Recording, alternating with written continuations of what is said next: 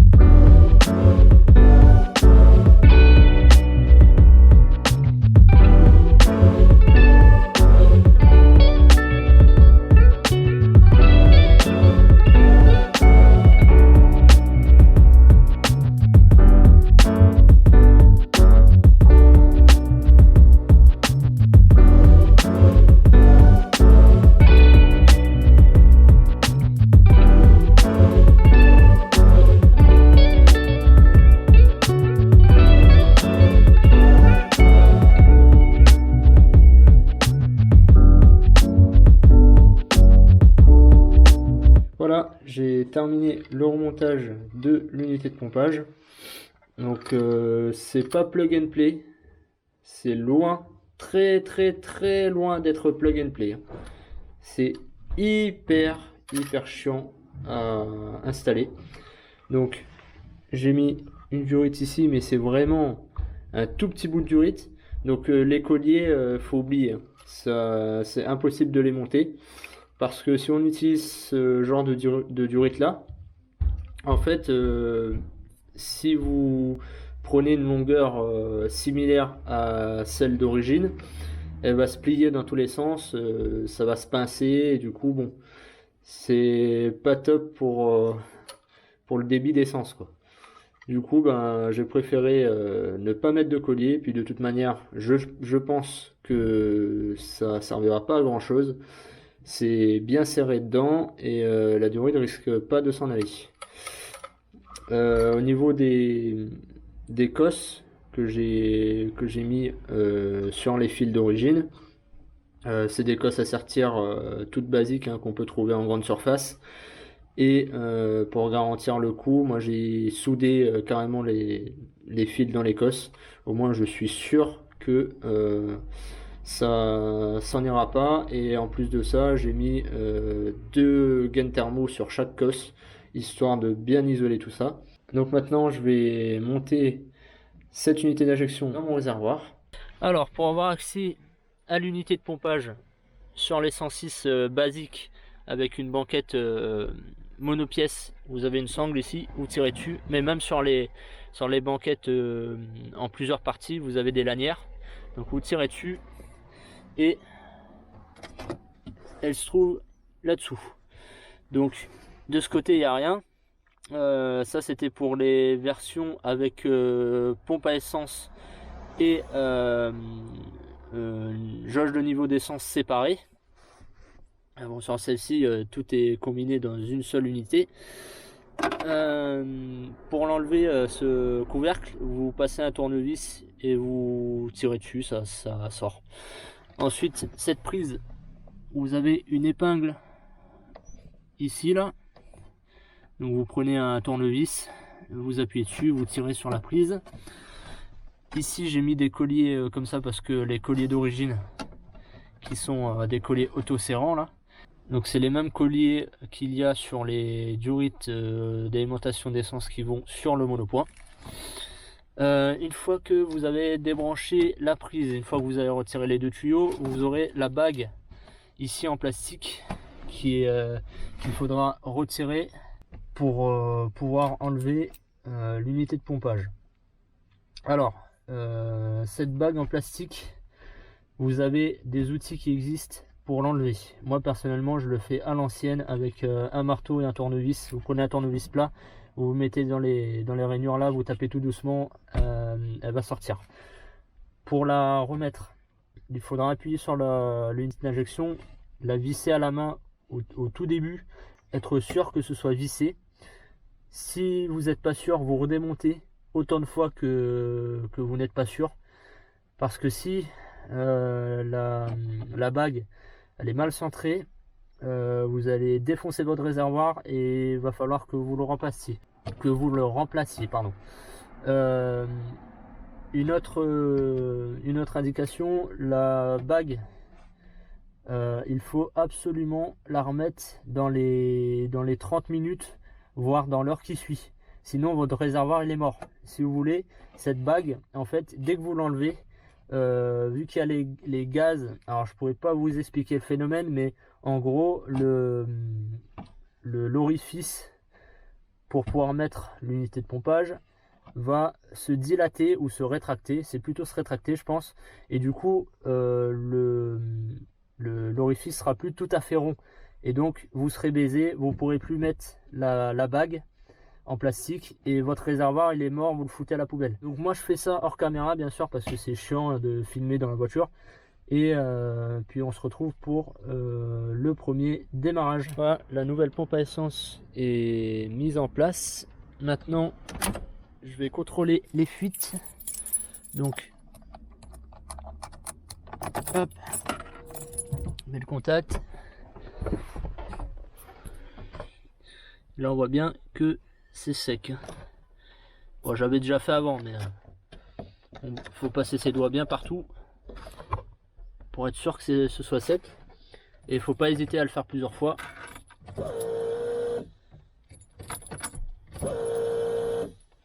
Putain, on entend que ça pulse. Hein. Pareil dans le compartiment moteur.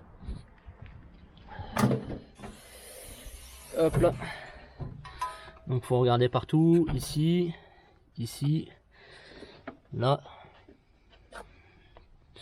Pour l'instant c'est bon, tout est sec. Hop, tout est sec.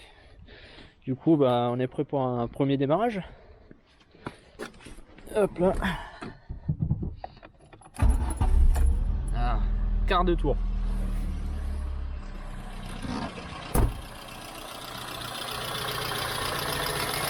Donc, pression réglée à 3 bars.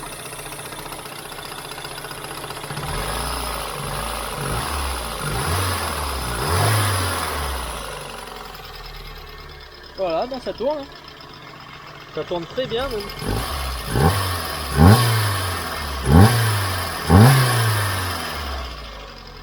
Bon, bien maintenant il va rester le test sur route. Donc allez go, c'est parti.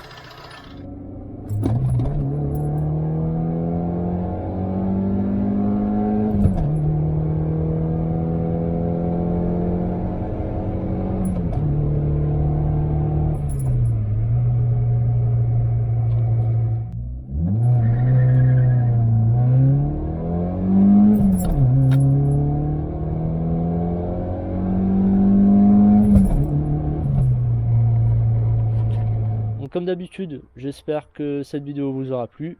Si c'est le cas, n'hésitez pas à laisser un pouce bleu. Abonnez-vous si vous ne l'êtes pas déjà. Activez la cloche de notification pour ne pas rater les prochaines vidéos sur la chaîne. Et bien sûr, si vous voulez me contacter pour quelconque raison, vous pouvez le faire via Instagram, via le compte Instagram de la chaîne qui est en lien dans la description. Voilà, sur ce, je vous dis à la prochaine. Ciao!